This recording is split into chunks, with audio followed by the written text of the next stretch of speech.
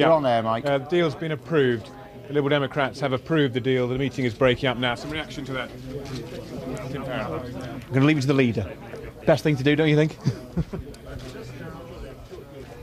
So Nick Clegg is due to make a statement in about 15 or 20 minutes' time. Those leaving here tonight want him to be the first one to speak, but Liberal Democrat sources say that this deal has been approved. It has been voted through by the party's MPs and the federal executive, so it clears this hurdle as far as the Liberal Democrats is concerned. It means there will be no special conference, there will be no deal is approved. It's fantastic. There was complete unanimity and huge support for Nick. Did anyone oppose the deal? Did anyone oppose it? No MPs voted against the deal at all. Lords, Commons and the federal executive all up for it. Any detractors? No, It was unanimous then? It was unanimous. In the Commons, unanimous. I think one member in the federal executive, that was all. Nobody raised any objections to doing a partnership with the Conservatives? In a perfect world, and so there's obviously people are going to be nervous about the future, but I think it bodes well for the future for the country and for us as a party. And what concessions do you think you've got in this deal? We got the £10,000, we've got the money for schools, we've got the link back with earnings for pensioners, all the good things we need. And which cabinet jobs you've got Nick Clegg, Deputy Prime Minister. Yes. What are the other 4 cabinet jobs? Well, they haven't decided that yet. Lord Ashdown, your reaction to this deal being approved tonight? Hooray! And do you have a job in cabinet? Listen, you've heard my comment, which is one word. It's the first time you've heard a one-word statement, and it is hooray, and I'll repeat it. If you had to add to that statement. What concessions do you believe you've got out of the Tories tonight? I think it's a very positive meeting for the British people today. A lot of discussion has gone on. I think people see a positive future here and a way of working together for our country and to try to get us out of the difficult economic situation that we're in. It was all good. Mr. Heath, what's your reaction to tonight's deal being approved by the Lib Dems? To almost coin David Steele's phrase, we're going back to our constituencies to do government, and that's a very good feeling. And how does that feel, having been a party that for so long has been in opposition, almost treated as a protest group, tonight making that step into government, into a coalition? It's something I don't think people would have easily predicted a few weeks ago.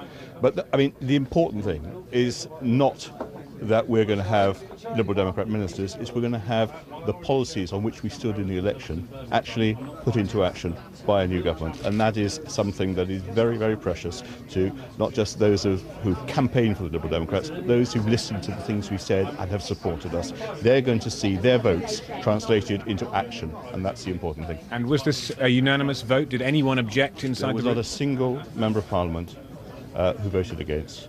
We had all 3 parts of the party represented in that room, the members of Parliament, the House of Lords and the federal executive voting for this agreement, and it's quite an astonishing show of unity. Don't you think that's surprising, considering just a few days ago you were fighting the Tories in the southwest? They were your bitter enemies, and now they're your partners. Of course, how can you explain that transformation? Of course, it's surprising, but you look at the coalition document when it's published tomorrow, and you see the number of our key policies which are now going to be put into effect by this coalition government, and you'll realise why we were very happy to support it. Thank you very much. David Heath, are you ready for government?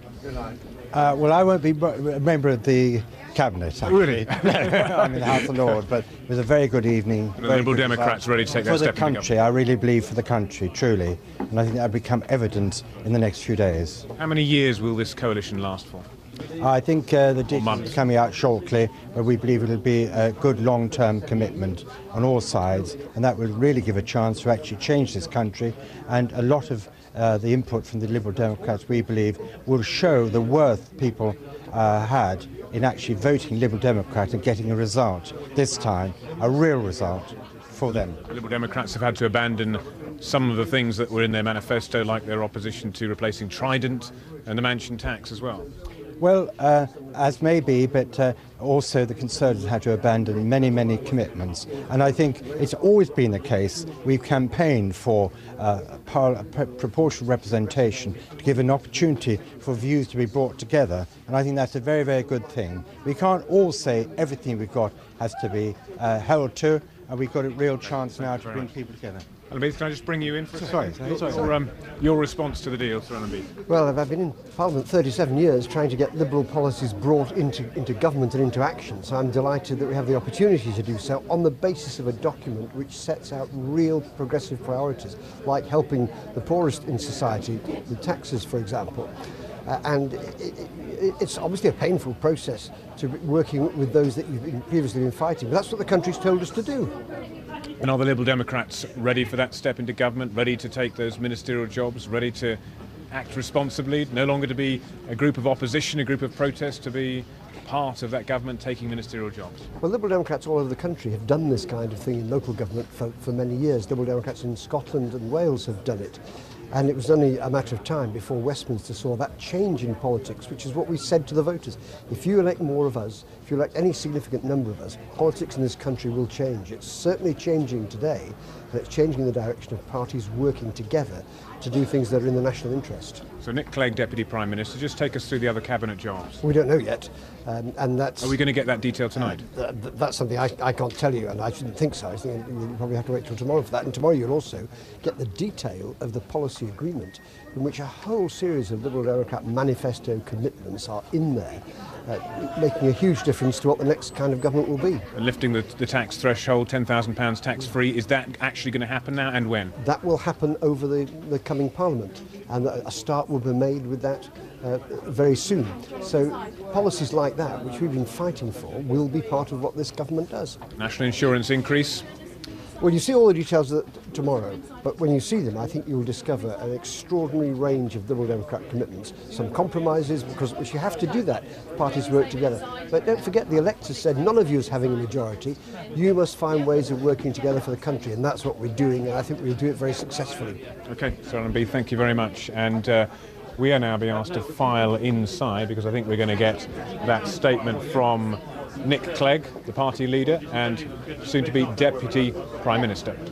OK, Mike, well done. Thank you very much. We look forward to hearing that statement. Thanks very much. Mike Sargent there.